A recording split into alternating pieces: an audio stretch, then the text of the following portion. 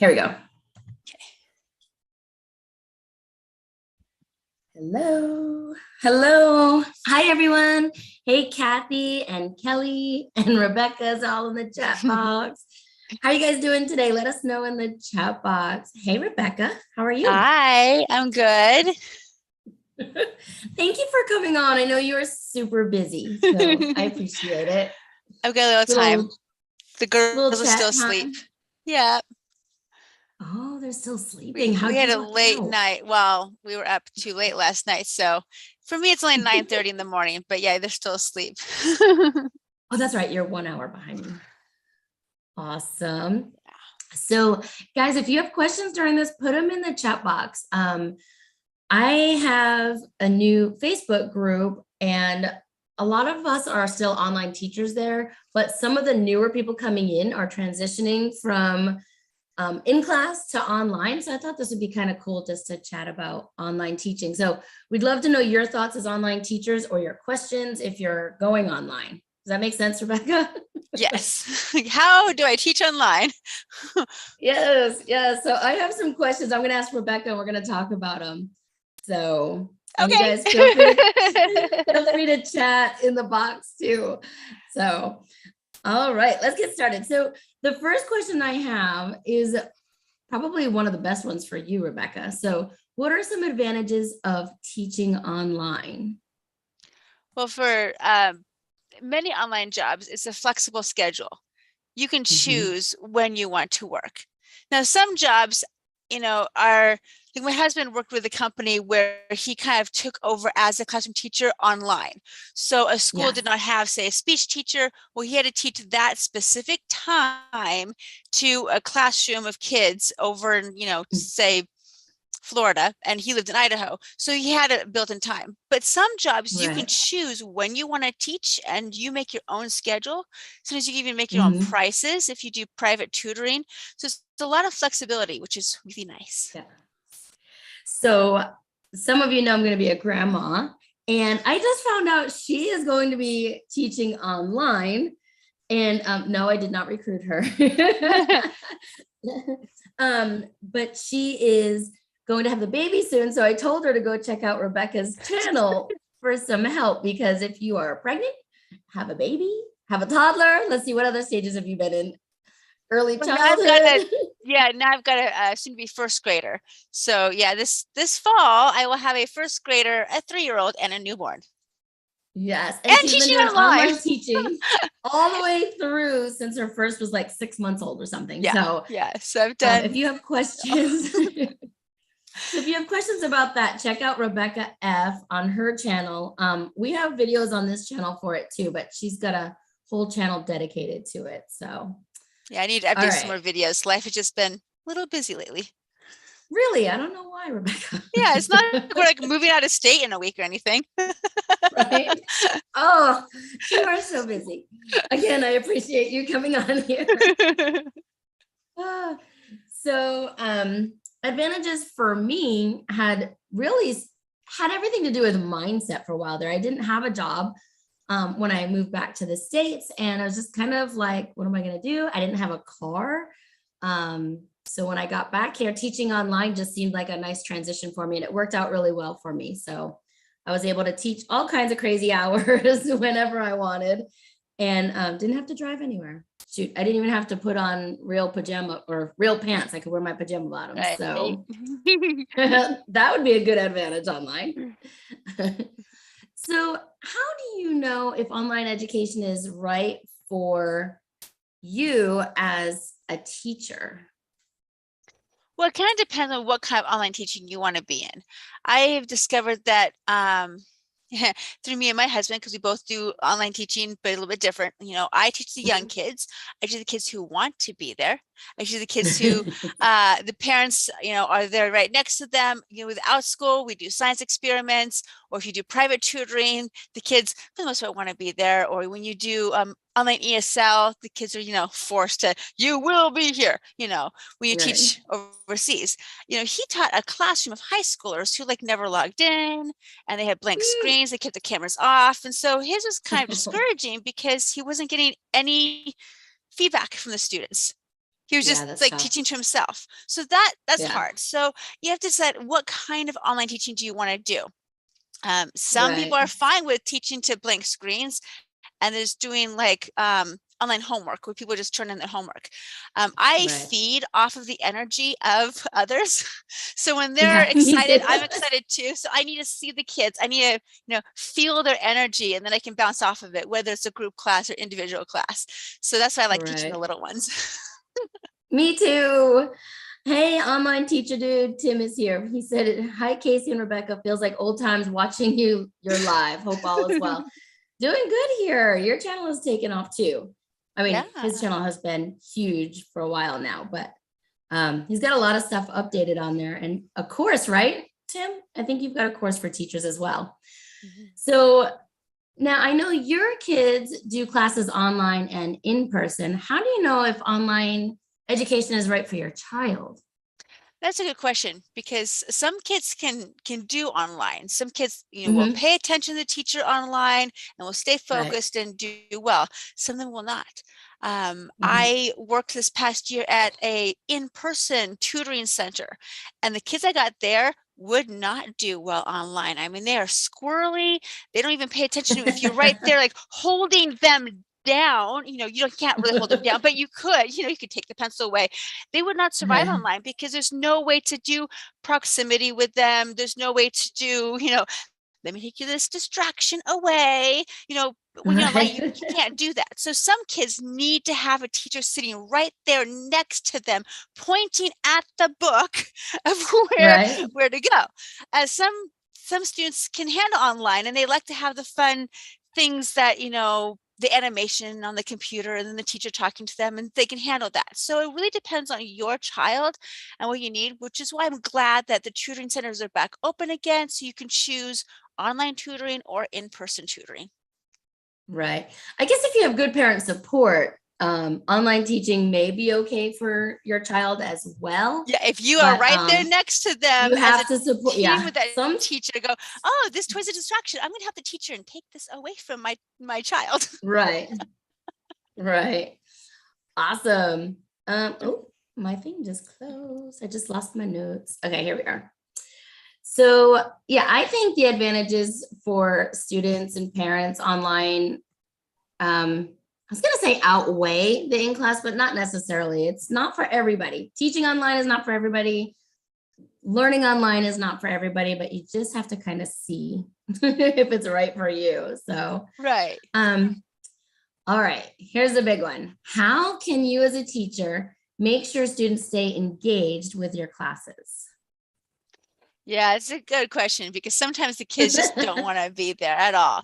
So that's what's Right. kind of fun to have these fun games. You could do things like Kahoot, or like Mhm. not video games, but you can like show up this software thing to make it movies. You can show some YouTube Right. things. If you want to be like me, if I have like new kids who are all scared, like, oh, you don't like my face? Okay, I'll just change my face, whatever. And just to kind of get their attention, and we could do fun things. So I kind of like using like Minicamp, because it's like, hey, what was that? And just make it Right. fun. Or I'll do rewards. Taught ESL this morning. Every star they got a sticker, and they got to choose their sticker. This person wanted food today. Mm, So I it's a guess way to so. kind of keep them involved. Well, I usually say, do you want food or do you want animals? Because those two are Yeah. gender neutral. Do Yeah. you want princesses? Well, I can't say that to guys. I could, but it's different. Well, But if I do food or animals, then anybody can figure those out in any language. right. But if you want to do something else, that's fine too. I have one girl who wants to do Pokemon stuff. I'm like, okay, I'll find that. So you Yeah. find what works for that student. Um, Hmm. whether it's on the Awesome. camera or a program, that you can show and do. Yeah. So some suggestions I have would be to still have structure in your classroom, because it is easy online to just keep doing what you're doing and not forget about the students, but you don't have much of a classroom management sometimes. So I think having clear expectations and a clear structure is still very important for online teaching. You need to keep communicating with your students, with the parents. Um, some students may get worried that they're not going as fast as other kids and things like that. In the classroom, you have this amount of time and then the kids leave. Online teaching, I think, has, I guess you could do it as an in-class too, but you finish your lesson, but then you can also send it to them and parents can work on at home with them. Or if you have an online classroom, it can stay in the classroom. Maybe they can rewatch the video to help. So if you keep in communication and there's a video involved, the parent might ask you for a video. And still build that sense of community. I love building a community, but students love to feel like they're part of a community too. So when you have a classroom, group classes are fun because all of a sudden they realize they're making friends for people all over the nation, sometimes even all over the world, and they don't even know it. It's like, oh, it's my online friends. Oh, when I move away, I'll miss you guys. No, you move away, you still have these friends, these online friends. Right? Doesn't matter where you go, your online friends will always be there. Right? Let's see. Check the chat box. Tim, you finally went through the DCA course. Yeah, that was a good course. I never finished it, but I'm actually going back through my workbook and stuff now because I have my course already done. So, all right, let's see what else. My next question. Where am I? What technical skills do online teachers need? You want to answer this one, Rebecca? Yes, the basics are you need to know how to navigate whatever software you're using. So a lot of teachers use Zoom. Some teachers use the built-in software of an ESL company or whatever that company uses. But if you go private, it's usually Zoom. So you need to know the ins and outs of what buttons to click, how to let people in, mute, to unmute, all those buttons. So get used to that. The basics is some kind of a sound. So like a headset's nice because it can block out outside sound if you have kids or dogs or loud construction noises or whatever, or all of the above. So it's nice to be able to troubleshoot the sound a little bit. Right. Because sometimes technical problems happen, things freeze or whatever, you have to reload the computer. So my advice is to close down everything on your computer except for the tab that you need and your Zoom. That way you're not like overloading it with so many things going on your computer. You do not have to go fancy with Minicam at first. No. Just go in there, figure out how to share your screen, figure out how to do unmute, go basic for a while. I've had Minicam for years and I still haven't used it. Well, I was going through my old VIP kit stuff from years ago, and I moved to this house 3 years ago. I finally went through it. I'm like, I don't need any of this stuff. I mean, some of it I gave to my kids because I bought them in hopes that they would then grow up and finally play with these toys because now they're 6 and not 1. But I got rid of so many things because I don't need props anymore. I just don't use handheld props. It's all digital. So I'm like, sweet. I narrowed like 3 boxes down to like 1 bag full that I'll keep. Yeah. Oh, hey, Cindy Bennett. Tim said, what's your course? I've been helping teachers transition from in-classroom teachers to online teaching. So it has been a lot of fun, a lot of work, but a lot of fun. So a little bit different than your course. So Tim's course is, helping teachers go independent mainly with the Chinese market. And mine is for online teachers or mostly for teachers that have been in classroom that haven't gone online yet. So there are actually a bunch of platforms that I didn't know about. So, all right, let's see. Thanks for coming, everybody. So here's a question that we get all the time. And if you have an answer for this, put it in the chat box. But Rebecca, how do you decide what to charge as an online teacher? That's a good question. I know. Some companies you have no choice. You teach and they pay you. These ESL companies, or if you have a contract with the company, you just say, great, I'll take it. But if you have the choice, you want to charge your worth, but you want to charge competitively. A lot of chatter that I hear is that you charge about $1 a minute. So if you teach a 30-minute session, you get $30. You teach a 60-minute lesson, you charge about $60. Now, if you want to be competitive, you charge a little bit below that. So an hour lesson, you could charge $45. So it's a little bit less. Some people start a little bit lower at first, and then they raise it once they get clients, and Right. they keep it well kind of grandfathered in. So like their first couple clients, they can keep at that lower amount, but then the new ones come in at the higher amount. So you kind of play with it a little bit. Yeah. Now you're speaking about like Like one-on-one private tutoring tutoring, type yes. Yeah. classes. When you do group classes, you can charge less because they're by student. Like without school, in my group classes, I charge $10 for 30 minutes because it's more of a fun class, not an academic class. But you times that 10 by how many students are there, and you say 5 students or Right. whatever, you're getting, that $50. But then sometimes the platform will take a fee. Some will take Mhm. 25%, some 30%. So you have to keep that in mind of what is my take home pay. Um, but it's still great because if you have 5 kids at this amount of money, that's how much you earned in 30 minutes. Sweet. And that could be Right. like enough for the day. In my case, it's like 2 classes with all these kids in my own home. Like, we're good. We're good. We made my minimum for the day. Right. But you can teach as Goal. much as you want to. You can flip your Right. schedule from morning to night if you wanted to. Yeah.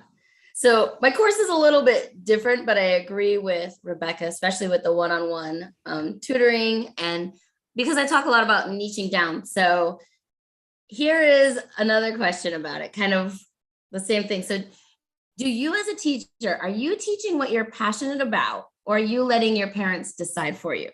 I'll tell you why I asked you this too. A lot of Well, people reach out to me and they're like, but I love cooking. I'm a chef. And I'm like, then why aren't you teaching about that? And they're like, well, I went to look at the list and the parents are asking for this. And I'm just like, but if you're teaching what you're excited about, they can feel your excitement, So right, right. how about I you? mean, it's a balancing act. You might discover that you have a new excitement. I mean, Uh-huh. I grew up and I loved math a lot. I loved, all those academic things. I love music, but I'm not a music teacher online. Nope, I'm a Yeah. science teacher. Go figure. Yeah. What happened is my daughter was really into doing these hands-on things. I'm like, hey, if my 3-year-old loves these hands-on things, I bet you other 3-year-olds do too. And so I started teaching Yeah. that. And so now that's becoming my passion. And now I love Mhm. that. So if you find it, try new things, but you teach what you want to teach and you make it work and exciting. Now, some things you Yeah. have to cater, like I did a buyout recently with an actual in class school. I taught online, but it's supposed to be a reading class. So reading Mhm. readiness for 2nd grade. I'm like, but I teach science. Okay. So I had to like find resources and do things. And so we made it fun, but it was a little bit out of my comfort zone. But the kids liked it and I liked it. And I'm like, I could do this. Okay, I can do Yeah. this. But that one is not hands-on science experiments. That one is Mhm. reading, and we're going to read books together. And we're going to go through some grammar stuff together. Like, okay. So sometimes you Right. have to do what the parents or the teachers want, and sometimes you can just do what you want. Yeah. A good mix. For me, I loved math and science. I still love math and science, but I found that I have a passion for teaching reading, not necessarily online, because it I was a terrible reader and I still am a terrible reader. So I found that in kindergarten, I loved teaching them how to read and seeing like these light bulbs go off and them just like devouring books. And it became really exciting to me. So I totally understand that you might need to try things to find out what you are passionate about teaching. I thought I even went and got my master's in teaching mathematics. And then it ended up not being what I wanted to teach. Try new things. You might go, well, that did not work out so well. Let's change it up a little bit. But yeah, if you find yourself dreading going to class because you just don't like teaching that subject, move on, find a different Yeah. thing, or add something. So you keep your Mhm. clients in whatever it is that you like. Okay, we have to do this every week, but then add another Yeah. class with just cooking or whatever it is that you like to do. So you have a little bit of balance. Yeah. Awesome. Put in the chat box. If you could only pick one thing to teach, what would you teach? Well, that's tough. I could Mm. only teach one thing. I don't know. In class is definitely different than online. So are you Yeah, writing yours? I am. We gotta have something in the chat. You don't have to put yours in the chat, but Yeah. Well, I mean, I'm doing some things online that I would never do in the classroom. Like some of my science experiments, you almost need to have an adult next to every kid. So online is Mhm. great because most of mine, I'm teaching like 3-year-olds to 7-year-olds. Most of them have a Yeah. parent in the room or just outside the room, or someone's right next to them helping them out. In a Yeah. classroom, me and say 20 kids by themselves, that's a little scary because it could be messy. And I'm like, Yeah. I want to do messy. So sometimes I'm doing things, slime and volcanoes and stuff that I like Yes. having an aid with every Yeah. kid, like a Right. parent. Oh man. Oh yes, your math escape rooms. Oh, those are That's fun. fun, Ariel. Kelly said that's a tough question. I love messy, but I don't like glitter. I don't Rebecca, you would have glitter is loved my always science. optional because I know parents don't always like glitter. I'm like, Ugh. if you want to, like when you slime, you can add glitter, but you do not have to. Here are the basic supplies you need to have to make slime, and then you can go color, glitter, whatever. That's up to Yeah. you. Do you put glitter in yours? Sometimes. Well, yeah, what I do is when I make it, I make the slime and I put the glitter on and I mix it really well. And when I'm done with class, I take the already made, beautifully glitter together, and then I give it to my kids to play with. They Yeah. do not get to add any more glitter to it. It's already going to be glitterified. So they don't add Yeah. any loose stuff to it. No glitter here. You always get that one piece that's like stuck right here and you walk around like looking at it all day long. Right. And I think only going to use glitter once or twice in the real classroom. And I made sure it was contained where like you take a plastic bag and you roll your thing inside the plastic baggie to get it out. You don't dump because Tim said CrossFit for kids. That's awesome. I am Zumba certified. I thought about doing that, but since hurting my knees, I haven't tried it. Tim wants to know if we are mainly teaching on OutSchool. Actually, I taught more on KidPass this past year than anywhere else, KidPass and Hollow. So, yeah, I'm Rebecca? mostly on OutSchool. I'm trying to limit where I'm going, but I also teach with Tutor ABC, which is the Taiwan version of iTutor Group. So I'm still doing some Yeah. ESL in the morning, doing the ESL platform, the whole thing. But then my own passionate stuff is on OutSchool. Yeah.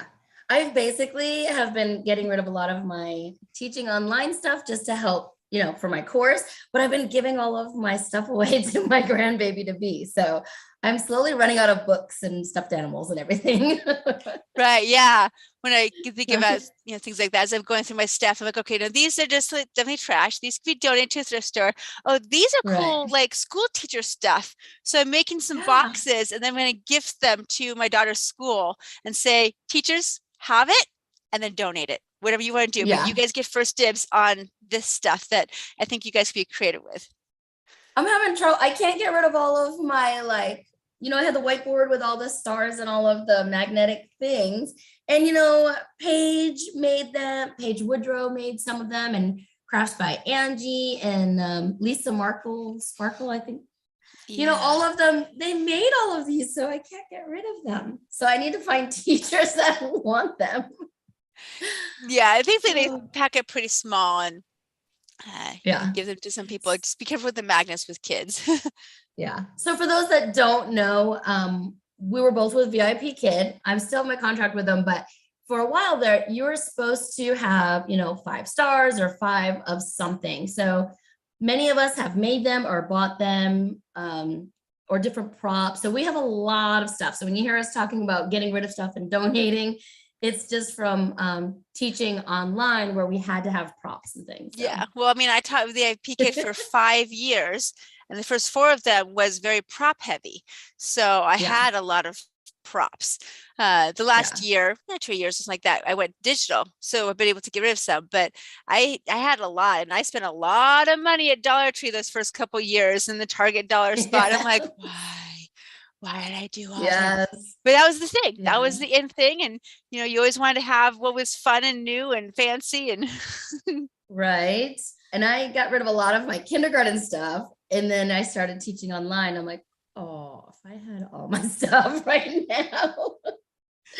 Cindy said, so sad. Cindy, do you still have a lot of your things or have you gotten rid of a lot? So anything else to add, Rebecca, about teaching online that you would tell, if something you would tell someone that's just getting started? I'd say try it. Find a schedule that works for you. Go small at first. Decide if you want to do group class or if you want to do individual. Figure out how much you want to charge, how you want to set up your lessons. Just know that you're not just being paid for in class when you see the student, but you're also being paid for all the prep work. So how much prep work do you want to do? Sometimes one-on-one lessons do ask for a lot of prep work because you individualize it. But if you already were like a classroom teacher and have a stash of stuff that you could pull out and use, then you're like, okay, I'm already a step ahead. But if you don't, you're like, oh. I'm always afraid, like, what am I allowed to use online? What is like copyrighted? What am I? That is true too, because yes, when you're online, it's different than in person. When you're an in-class school teacher, you're able to use a lot more online because you're being paid by the school district. So you can use whatever you want to use. But if you're individual, in a way, you're kind of stealing. You could be stealing because if I like used your, worksheet, people are paying me to use the worksheet. They're not paying you. So that makes it kind of, challenging of, supposed to make it your own. Right. Awesome. Cindy says she's slowly getting rid of stuff. All right. You don't need a lot of stuff to get started. Yeah. No. You don't need a lot of stuff to get started teaching online. It was just a platform we use. So don't worry about that. Yeah. Stick with the technical stuff when you start. Stick with a headset, a good camera, good lighting, a good classroom. Stick technical first, and then you can add in worksheets or what you can share on your screen or those kinds of fun things. But start off with the technical basics before you teach online. Right. Good. Oh, we have a question here from Alexandra. Hi, thanks for coming. She said, our school is going really slow. Does it normally pick up in the end of June? We talked about this last week or the week before. I feel like overall summers are in the slow side because parents want the kids to be outside. They want them out playing. And now that things have opened up, since it's been 2 years after COVID started, things are opening up more. People want to be real summer camps. So we do normally find a dip in the summer and then things pick up again in September and it kind of goes for a little bit and then they pick up again in January. So think of the school year of when do parents want to sit down and go, okay, what's my schedule going to look like? And I feel like that's about June. Okay, what's summer going to look like? And September, what is fall going to look like? And then it's January. What is, winter and spring going to look like, for to the end of the school year? Because then they can fill in their schedule of every Monday we're taking this class, or every Thursday we're taking this class, or we're going to this swim lessons, or we're going to this dance class. And so some will be online, some will be in person. So that's, it is challenging, but I do feel like our school and some online teaching kind of dips in the summer because kids need a break, especially if they do academic stuff. I was just going to say, I think the academic classes will definitely see a dip, but that's just my, unless you're doing like a try to catch your kid up type class, if they're going into first grade, but they don't have all the kindergarten foundational skills, then maybe that type of class might be okay to get them ready. But I think that's more towards the end of summer when parents are back to thinking like, oh yeah, we got to get this kid ready. When they realize the summer slide was for real, Right. But yeah, things you can do, check your pictures, your thumbnails, check your descriptions, make sure things are appealing to the students and to the parents as well. Summer's when I normally streamline my schedule and I go, okay, I've got 4 sections. 2 of them only have 1 kid each, and 2 of them are pretty good. So maybe I can move these kids over to this one. Or if they just start to drop, I'm like, okay, well, no kids in that one. Let me just drop that class and close that down.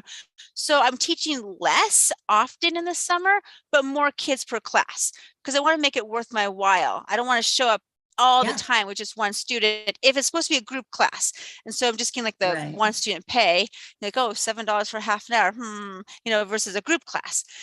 So I've kind of streamlined and condensed a little bit in the summer, and then I spread out again and add more sections in the fall as I know what my schedule is going to be like.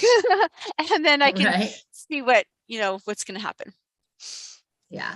Awesome. Thanks for the question, Alexandra. We appreciate it. And let's see, Cindy said, I can't get rid of some stuff like the monkey that Evelyn gave me with the beginning, the monkey and the bananas. Yes, when you started teaching. Yes. I know I still have all the signs that Evelyn made too. So yeah, things from friends are hard to get rid of. You want to keep all, and then, teacher Evelyn bought this sign for me, which is really cool. It was a fun gift to open up. So definitely some things I'm keeping, but some things I'm like, dollar store stuff. I can pass this on to somebody else. But some things hold memories. So definitely keep your favorites. Awesome. All right, everybody. Well, we will see you next week. Saturday week. We pretty much go live every Saturday at this time, just depending on what we're all doing. And if Rebecca messages me the night before saying, hey, what's the topic? I'm like, oh. Hi, yeah, I probably won't be here next week because we'll be actually packing our pod. Your pod? Yeah, we ordered a pod to move all of our stuff. So it's like, the U-Haul. Not an Outschool pod. No. I do teach with Outschool pods, but like, the big company pod. Yeah, next week is our big moving day. So we'll be packing up our house on Saturday. Oh, so excited for you. Let's see. Are you guys on top of what VIP Kid is up to? I'd love to have someone on my live who is an expert on VIP Kid right now. Haven't taught there for a few months. I still get the emails. I still get what's going on a little bit, but I haven't been very active in it lately. I've opened up classes and I didn't get booked for a while there, so I closed everything. They are starting a new content creating thing that was kind of interesting. But one of the things was toilet paper, and I didn't think having a video about toilet paper on my channel really fit my niche. But I guess teachers need toilet paper, so I probably could. So they are paying for content creation. That's something new, but yeah, I know that when I go to the Facebook groups, I do see people who are like, oh, I'm teaching this many classes a week and my bookings are going up and stuff. So I'm sure you could find somebody who'd want to talk to you. Just not me. Sorry. I'm always up for a chat with you, Tim, but yeah, I haven't done much with VIP Kids. So all right, everybody. Thank you so much for coming, and we'll see you next week.